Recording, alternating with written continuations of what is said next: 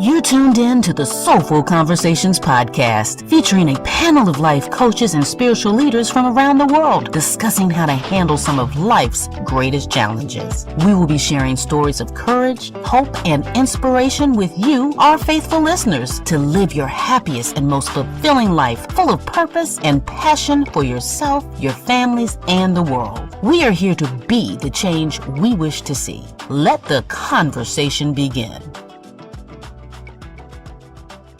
Hello, everyone. Thank you for joining us today, and welcome to the Soulful Conversations. I am so excited to be introducing a new co-host that we have, Nefertiri McGriff.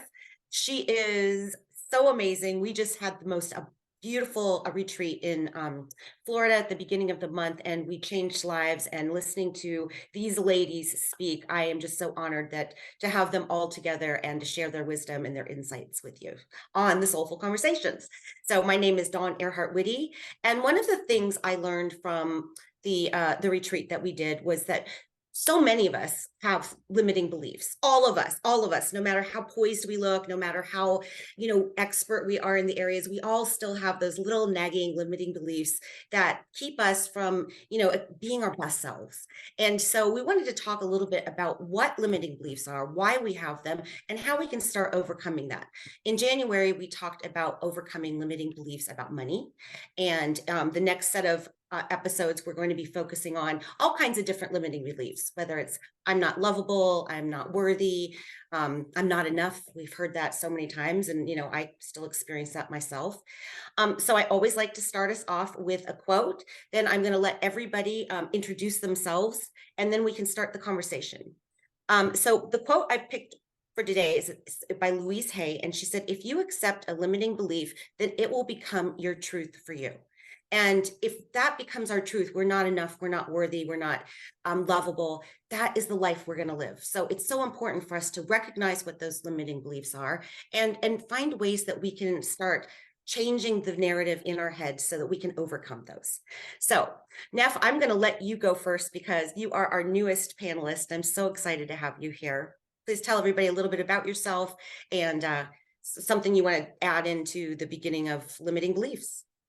Hey everyone, glad to have you all aboard. Happy to be able to join.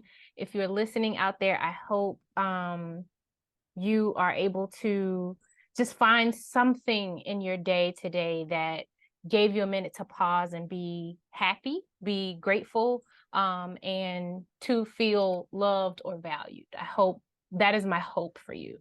I am a certified life coach and a therapist. Let's see. What do I say? What would I tell them? What would they want to know? That you're the most awesome human. Well, I mean, how do you overcome limiting beliefs? Yeah, so overcoming limiting beliefs. Excuse me, I have like Jabberwocky jaws. I think one of the things is to know where it comes from. One of the limiting beliefs I continue to try to, I guess, intercept with a supporting belief is weight. I have developed a limiting belief about weight because as a young child, most of the conversations that I was involved in was around my weight.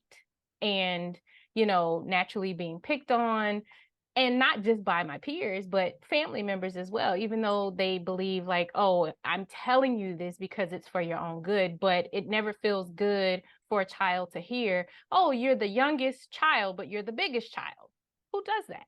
And so that limiting belief stemmed from my environment. It stemmed from my experiences. And so always hearing that recurring message had me to feel like, okay, I'm only worth something different if I'm a little bit thinner. I'm only appealing to people if I am thinner. Maybe if I just kind of stay under the radar, I won't be noticed. And so hiding my body with baggy clothes, that became part of the way that I supported that limiting belief is, if I just stay in my own spot. Nobody will notice me. I don't have to hear that. And so that limited me from kind of walking in my truth, being who I am, who I wanted to be. And it unfortunately, I developed like an alter ego. You know, it was kind of like, okay, well, this is the person who I'm going to present to protect me. So a lot of times our limiting beliefs have us create these characters, if you will, to protect us, so we don't have to continue to face that same pain. So that's where I am with my limiting belief, and how I support that is I have people who surround me and help me understand that limited belief is just that. It's a belief that tries to limit me. However, I know that I'm taking the steps that I need to take to support the belief that I am beautiful no matter the size, as long as I'm healthy, you know, as long as I am out here doing the work that I'm purposed and assigned to do. As long as I am out here treating people with the love and respect that I want to receive, whether I receive it or not, but it's the way that I want to impact people. It's me wanting to add value to people. So as long as I'm doing that, then my supporting belief is, girl, you could be fluffy. It doesn't matter. You're still going to do what you need to do. You're still going to add value to other people's lives. Amen. Amen. So, you dropped so many little golden little nuggets in there. I don't even know where to start. And, you know, for me, beauty is just from the inside out. It's about that personality first. And for you, Miss Ma'am Nefertari, you are beautiful from the inside out. So I just love everything that you had to say. But I wanted to kind of just go back just a little bit. When Dawn, would you mind just saying that quote again for me, please? Because it sparked something in me when you read it. Oh, perfect. If you accept a limiting belief, then it will become truth for you. Okay. So in the Four Agreements, it's one of my favorite books. And lately I've been using that a lot with my private clients. And in the Four Agreements by Miguel Don Ruiz, he speaks of how 95 or 98% of what we believe to be true is a lie. And I love that because it helps me understand that a lot of what we believe to be true stems from our experiences or or opinions of someone else, right? So Nefertari, you were talking about your weight. Others had their own intentions. They had their own opinions of why they were saying what they were saying. And what he says in this book is that if we agree with their opinions, rather than formulating an opinion for ourselves, this is where now we attach ourselves to that limiting belief. And we don't see beyond that. We're focused on what the other person's opinion is about us, rather than we drawing our own opinion of ourselves, right? So, and I'm very big on speaking your truth, but it's very important for us to really examine if what we're holding on to, if that's really our truth, or is that the truth of someone else? And I think that that's one of the things we were addressing in the retreat the other day, or a couple of weeks ago, however long it was, of recognizing that a lot of our limiting beliefs of I'm not lovable, I'm not deserving, I'm not good enough, I don't belong, and we know the laundry list goes on, really doesn't come from us. It comes from a perspective, right? It either A, comes from the perspective of another person, or we were younger and due to a breakdown in communication and not really understanding our experiences, we walked away with our own perspective. But a lot of times the perspective that we walk away with it's not standing on facts. It's not standing on 100% evidence, right? It's highly opinionated. And so I want our audience, for anyone listening today, to take a minute and examine some of those limiting beliefs that you have in your life. Most oftentimes they are an I am statement of I am not good enough, and it's, I'm not worthy. And ask yourself, where does it come from? Does it stem from something you perceived all on your own, or is it perceived based on what someone else may have said to you, and or an interaction or experience that you've had? Because I highly believe that once we start to examine those limiting beliefs, we'll come to realize that it has shaped the decisions that we've made. It has shaped the journey and the path that we've taken. And at the end of the day, it's not really our truth.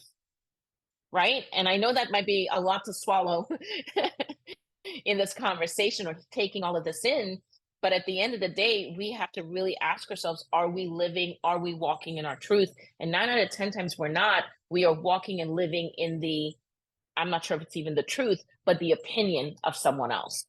So I just wanted to touch on that. When you read that quote, that's what it sparked inside of me. So Thank Ooh, you.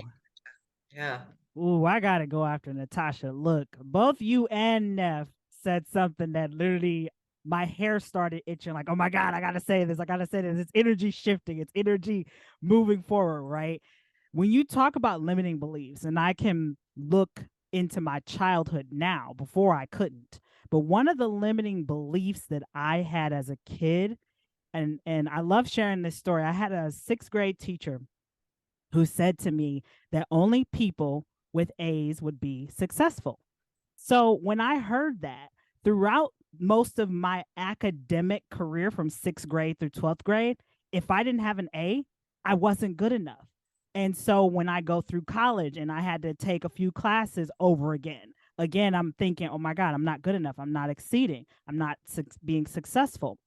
The other thing I recognized too in my life is after getting a little emotional, one of my cousins was murdered several years ago.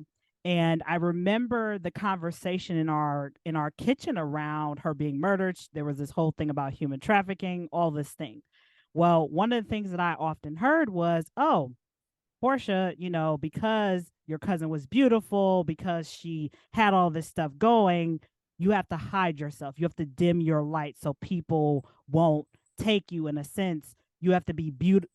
In a sense, what they were getting at was because of her beauty, because of her good looks, that's what attracted this tragedy into her life. And so for me, hearing that repeatedly in the household that I grew up in, I'm like, oh, I can't be the center of attention. I have to hide. I have to wear baggy clothes, kind of like what Neff was talking about. And I recognize now that traumatic experience from back then really has had a big impact on me really stepping into my true calling today, because in my mind I wasn't good enough. In my mind I wasn't pretty, and in my mind I couldn't be pretty, because in my mind, oh my God, like if I'm pretty, I'm going to end up like my cousin who was murdered so young. And so when I think about limiting beliefs, when I look at the word limiting in itself, what you see is I'm in the middle. So the limiting beliefs that we have are inclusive of us. So how do we really pick back those layers and really try to unpack what's currently going on in our life? And for me, I'm grateful that the retreat really shed light for me on some of the limiting beliefs that I've overcome and worked through. And even now, I'm grateful for my coaches and all of you who remind me when I find myself retreating and going back into that dark place of, oh my God, I have to retreat, I have to hide. No, Portia, it's okay. You're allowed to have a bad day every once in a while, but you don't have to stay there. Amen to that. One of the things I think is very interesting about limiting beliefs is that, I heard this a few times over my lifetime, so I haven't looked up the actual research, but it said you need to hear 17 positive things to overcome one negative insult that you've heard. And there's a reason for that. It is called negativity bias. And our brains are wired to focus in, to recall and think about insults more than compliments, and to focus our attention more quickly on negative rather than positive information. So there's no wonder that we come away with all these limiting beliefs, because it only takes one time to plant a seed in someone's head, that they're not good enough or that they're not worthy. One of the exercises we did at the retreat was to write down our limiting beliefs and to release them. Natasha put us through that exercise, and it was very, very powerful. It was symbolic. You could feel the release of those things that we've held on to for so long. Natasha, I'm going to start with you. What other kind of exercises or things can people do to help, like, first of all, recognize that they have this belief about themselves, it's not true, and then to kind of start shifting the way they think about themselves so that they can have the positive, empowering belief? I mean, there's a lot in there. We may have to have a part 2 of the show to be able to answer We're all going of to do that. a series. We're going to do a series. Yeah, let me start with saying that I think it's important, and I remind my clients of this, is that you have a power to choose. So you may have a limiting belief, and kind of like what Portia just said, is that we don't have to stay there. So I think it's important to recognize, okay, I find myself at times beating myself up, or I'll say to myself, you're not worthy, you're not good enough. I know for me personally, I often believe that I don't belong, right, into a certain situation with a certain dynamic or relationship. I don't belong there, right? So I have to ask myself, comes with self-awareness. It's being aware of where did that stem from. Now, you guys know the name of my podcast is Getting to the Root of It. So I'm always getting to the root of the issue. So I want to go all the way back as far as I can remember. When was the first time that I can ever recall ever thinking or believing that I didn't belong? And so when I start to ask that question and try and trace my steps back, it takes me back as early as probably 6 or 7 years old. After my grandmother had passed away, I just didn't feel like I belonged in my family. And nothing necessarily that they may have particularly done, right? It was just she was gone and everybody was moving on with their lives. And I just believed that I just wasn't a part of my family. It was almost as if she was gone. And when she died, I almost sort of went with her. I was very close to her, right? And so that kind of stuck with me. And now you go through life and through all these other experiences. I was bullied in school. There was always the cool kids, and I was sort of the nerdy kid. So I just didn't belong with the cool kids. So it just kept all of these experiences through life, whether intentional or not, kept reaffirming that I didn't belong. And I continued to agree because I didn't know any better. Didn't know that there was such a thing as positive versus negative beliefs, right? It was just, this is what I believe to be true. And I kind of went along with it till I got older and came to realize through years of therapy and doing some of my own work for myself in understanding that, like you said, there is something going on mentally with us and potentially biologically where we find ourselves more focused, more hyper focused on the negative. But the reality is that the positive does exist. The positive is actually within us. We choose to let the negative dominate the positive. So to answer one of the questions you had with regards to like, what can we do? One of the things that I do with my clients is a very simple exercise. I ask them to think about one time in their lives, as far back as they can remember to current date, one thing in their life that they were successful in doing. It can be anything. Now, whatever they deemed successful for themselves, what were the characteristics and or skills needed in order to achieve that success?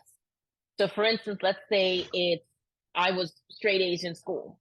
It took a lot of hard work and it took a lot of dedication, right? For me to be able to make straight A's and stay focused in school. So my I am statements are, I am dedicated and I'm a hard worker.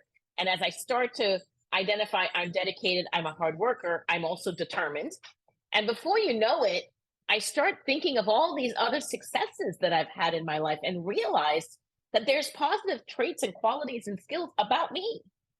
And that part of me doesn't come from me performing and being a good wife or being a good mother or being a good friend, right? Because I think a lot of times we define who we are based on how we perform in the world or how we perform in a relationship. Well, by asking that question and exploring what it really took from within myself to be able to have that success in my life, I was able to identify positive I am statements about myself. So now what we do is we take each I am statement, we write it on a sticky note, right? Each one's on a sticky note. And then it says it takes 21 days to break a habit and start a new one, right? It's a whole conditioning response. We learned this very early on when we were studying CBT therapy. So what we do is every single day, the same way we get up every single day and we think about the negative, now we're going to get up every single day and we're going to think about the positive. And I believe that there's method to the madness when I say, don't just say it in your head silently, you say it out loud. You're speaking it into the universe. Now, we talk a lot about in our retreat about manifestation, right? And what we speak into existence. So instead of continuously speaking the negative into existence, we want to speak the positive into existence. So now every day for the next 21 days, I'm going to recite those I am statements to myself. I'm going to look in the mirror. I'm going to remind myself that I'm beautiful, that I'm courageous, that I'm bold, that I'm determined, that I'm a hard worker. And I keep doing that for 21 days, every single day, until I start to recondition my mind and remind myself of the person that I am, from a positive perspective rather than from a negative perspective. I hope that kind of answers some of the questions that you asked. Those were amazing suggestions about, again, like asking ourselves questions, because sometimes we don't even know like how to get from here to there, right? We understand, okay, I understand that I have these limiting beliefs in my head, but how do I get rid of them? Because they're still there. And no matter how good we get at being mindful of them, right, and catching them, we still fall into it too. So a habit we've formed over the course of our lifetime to break that even in 21 days is still, tough. So Neff, what about you? Oh, I'm sorry, Natasha. No. I was just going to say, it's a process, right? That 21 days is just kind of getting me into a routine and getting me into a rhythm and teaching me to stay focused on the positive. Because coming back to, we're speaking this stuff into existence. If I keep telling myself I'm not good enough, or I keep telling myself that I don't look good, or I'm not as good as the person next to me, or I'm heavier than the person next to me, if I keep comparing myself to people in the world, then the more you say something to yourself, the more you're going to believe it. So this 21-day process, let me just make sure I'm clear with the audience. It doesn't mean in 21 days, you're just going to fully think positive and you'll never think negative again. What it's doing is just training that brain. You're exercising the brain. The brain is a muscle like any other muscle in the body. And you're training that muscle to say, okay, there are positive things about me, that I am this, I am a good person, and I am this, and I am that. So eventually what you're learning in basic CBT therapy is learning to replace negative self-talk with positive self-talk. Right now we're raising vibrations, we're raising the energy, and we're learning to bring the positive to outweigh the negative. Well, and it's so funny that you say that, because, and Neff's going to go next, because when we were at the retreat, Natasha was speaking, and Natasha is such a powerful speaker. And I was in awe of watching every single moment of her speaking. And I wrote to Neff, I said, I can't go after Natasha. So there was my limiting belief coming out, and she helped me through that one. And I wasn't going to not speak, but in my head, I'm like, I can't. Like, I can't compare with Natasha. She's amazing. But I had to realize, no, but I can be Dawn, and that Neff helped me get there. So Neff, what were your thoughts on that? So a lot of times with, because I support women who have emotional trauma stemming from a mother wound, I take it back to trying to help them understand how they have now turned into a surrogate parent to themselves. So what that really means is, I ask them to, hey, just tell me, some conversations or experiences or situations that you've had with your mother, sometimes with the father. So what were you told when you disappointed them? What were you told when you didn't get a good grade in school? What were you told when you got caught in a lie? And so they start to recall these things. And then I let them kind of explore their feelings. And then I'll connect it to, okay, so when you do these things in your adult life, what are you saying to yourself? And usually the light bulb turns on and they're like, oh my gosh, I'm saying the same thing to myself as my parents were telling me. And so even though we have chronologically aged, our mind is still back there. And so now, instead of having that self-compassion for ourselves, because if we really think about it, in our years of being groomed as a child, in our growth to be an adult, we are really majority of the time told where we need to improve. When we get our grades back, there's red marking all over the paper. X, you should have did this, should have did that, blah, blah, blah, blah, blah. And even in employee performance appraisals, we get told, we have these comments on where we need to improve. And I'm not saying improvement isn't, because we all can improve, and that's much needed, but we spend so much time harping on what could be improved. And so we've even turned it into, at first it was weaknesses, and now it's where areas of improvement. it's still the same thing. So, we're often told by either our mothers or our fathers or caregivers or just people in our families as we grow up as, okay, you need to do this, you shouldn't have did that, and then because you did this, you're going to turn into that. And we grow up and we are still saying that to ourselves when we think we have made a mistake, when we think we have disappointed someone. And unfortunately, because we've turned into that surrogate parent, we're still stuck. So now it's like a dual relationship with ourselves, and we're kind of stuck, and it shows through our confidence level. Now, okay, I'm going to discipline myself, but I'm still the child. And so here it is. I'm showing up as this confused person. I think I can do it, but I'm not sure. I better be perfect with this, or this is going to go badly. And so helping my women that I work with normalize their feelings, not the experience. I help them normalize their feelings, because what you've experienced should never be normalized. Like the traumatic things that we experience should never be normalized, but the feelings that you have as a result of that, helping you to understand, yeah, you're feeling this because of what happened to you, and you're still carrying that. You got to let that go. Like what you taught our folks, the art of surrender. Let it go. Let it go. And it doesn't mean forgetting about it. That's not what that means. And so helping them understand where they got it from, that they're still doing it. They have now taken on the role of their parent, and now they are operating in such a funk that doesn't allow them to see clearly and be clear about their intentions. I see you have a hand raised. So I wanted to ask Dawn, because I think, one of the things I think we as women love is the fact that we can be transparent and be transparent with our audience to help them see that although we are professionals and although we may have knowledge in a lot of different areas in their life, we're still human, right? You talked earlier about the fact that we too struggle with our own limiting beliefs at times. So I would love for you to share, if you're willing to share with the audience, that day when you were kind of having that moment. You knew you were still going to present, because this is something that you're passionate about doing, is presenting and educating. But that moment came over you.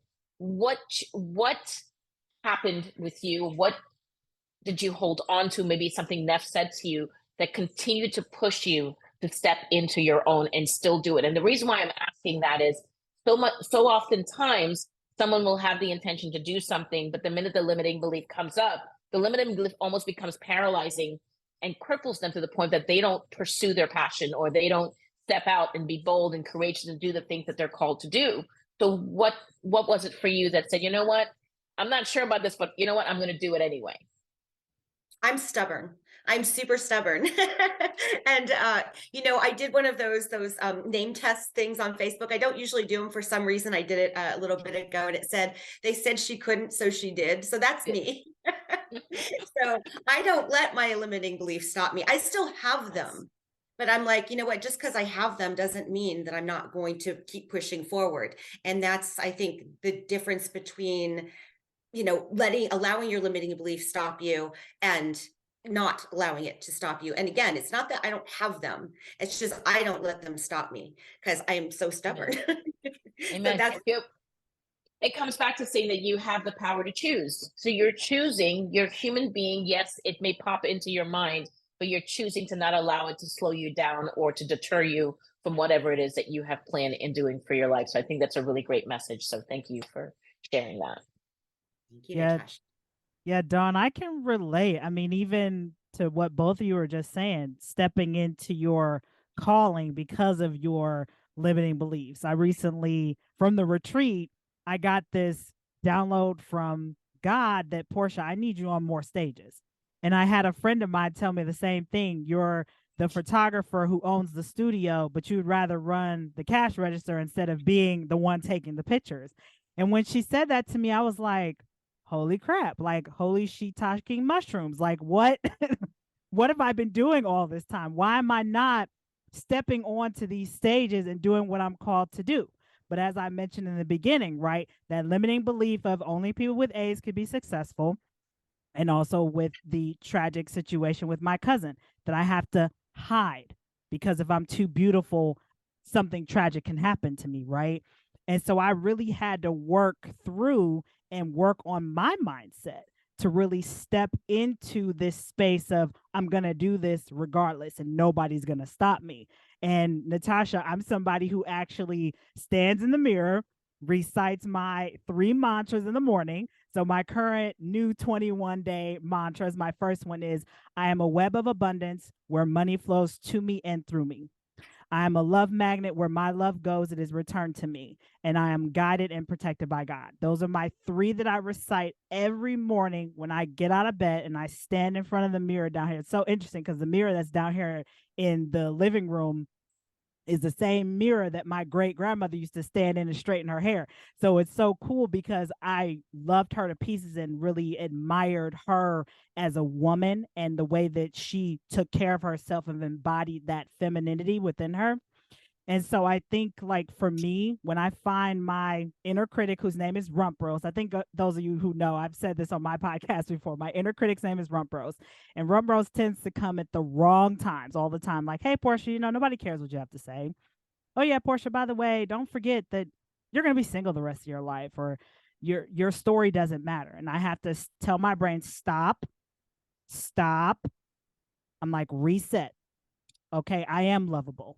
And then I go back to the different people in my life, like, this is the proof that I'm lovable. Looking at my awards in my room, on my mirror, looking at the different accomplishments that I've done. I mean, relaunching season 2 of my show, that was stepping into my true calling because I originally wasn't going to do it. And now, because I'm, number 1, built my self-awareness muscle, that's key. Number 2, I'm able to really train my brain and redirect those negative thoughts to a more positive space. Hence why I talked about gratitude. Gratitude, you can find gratitude in any and everything. And I will stand behind it because it's so true. And that's why I do it every single day. Gratitude is key. And just being open, being realistically open, allowing yourself to feel. And I have to be honest, sometimes my morning mantras, I don't want to recite them. Sometimes I get up and I'm like, I'm not feeling it.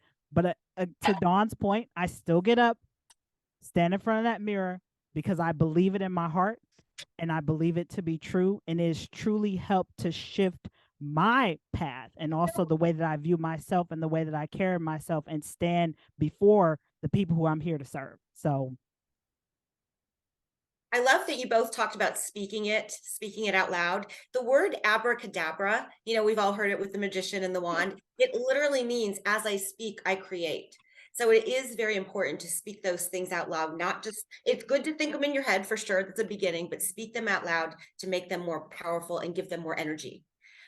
So, as we said, we can talk about this forever, and we will be doing multiple episodes on overcoming limiting beliefs, because, those are the things that hold us back from living the happiest and greatest life that we can live.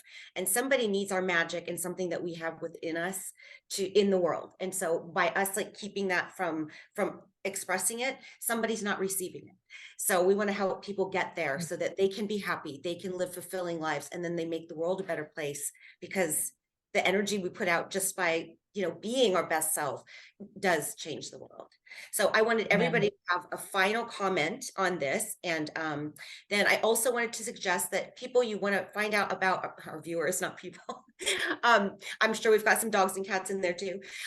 We are at the soulfulconversations.com. Please connect with us there. Send us an email if there are topics you would like us to address and to discuss in the future that you're having issues with, or struggles and challenges with. Please send us some messages, because we would love to hear from you about what kind of challenges you're going through.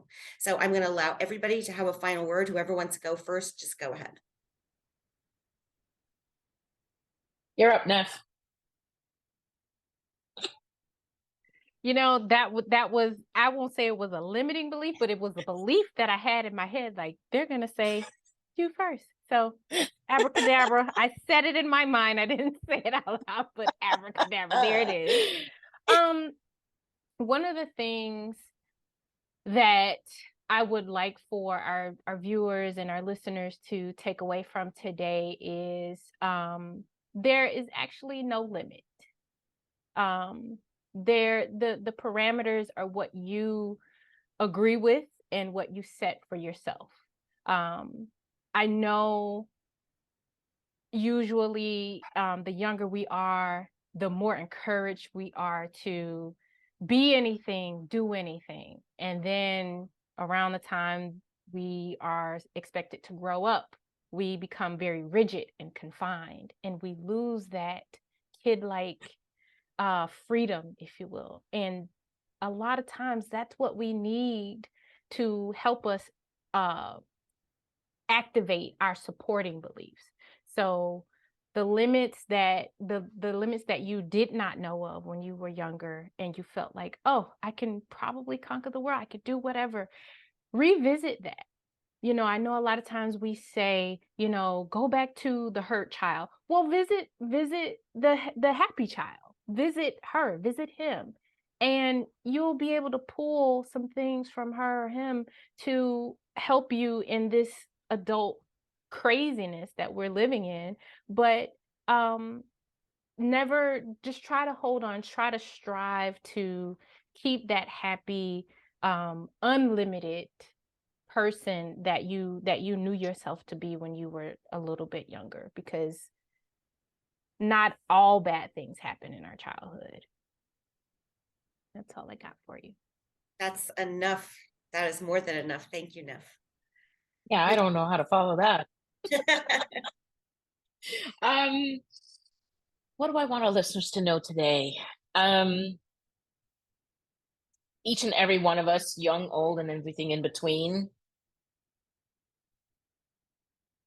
what you put into it is what you're going to get out of it, right? So with your mindset, what you believe to be true is how it will manifest in your footsteps. So I would encourage you to really be paying attention, be more aware of what you believe to be true about you, your worldview, about others, because again, it's not about what you know, it's about what you believe. And if you believe that things are going to go wrong, then you're going to step out into the world always looking for things to go wrong. If you're hopeful and believe that there's gratitude, as Portia says, there's gratitude in everything, in the midst of the storm, then you're going to go out with the intention about seeking the gratitude, even when things aren't working the way that you want it to work. So just be intentional with yourself, and be more mindful of what it is that you really believe to be true. Thank you, Natasha. Portia. You're welcome. Oh, I guess they saved this patchy squirrel for last. Cool. So I got two things for our listeners. Number one, have that support system to remind you on those days when you're really feeling those limiting beliefs, like the judge gavel hitting you super hard. Because I gotta say, and Neff and Dawn and Natasha, we had that person through Gail Flowers. Gail Flowers was that person for me who encouraged me to step back in front of the camera when I'm like, no, I can't be in front of the camera again. After I felt that I failed at my television career, she's like, Portia, no, that was a redirection. Give it one more shot. So have that support system, even if it's just one person that says, yes, you can, and believe it. Say it to yourself in the mirror. The other thing, don't be afraid to ask yourself that tough question. Why do I believe this? Who implanted this belief in me? Because I have to do that with myself. Like, Portia, where did this belief come from? Why do you feel this way? Let's unpack that. And I do it through journaling. Journaling has really helped me to work through some of my limiting beliefs. Number one, like Dawn had talked about in our first podcast of 2023, where we talked about our limiting beliefs around money. I am grateful for my debt, y'all. You hear it again. I am grateful for my debt because it has given me opportunities that I probably would not have been able to have. So number one, again, your support system. Number two, ask yourself the tough question and don't be afraid. Well, that concludes another great conversation right here on the Soulful Conversations podcast. Don't forget to like, share, and subscribe. And until next time, everybody, peace and hair grease, y'all.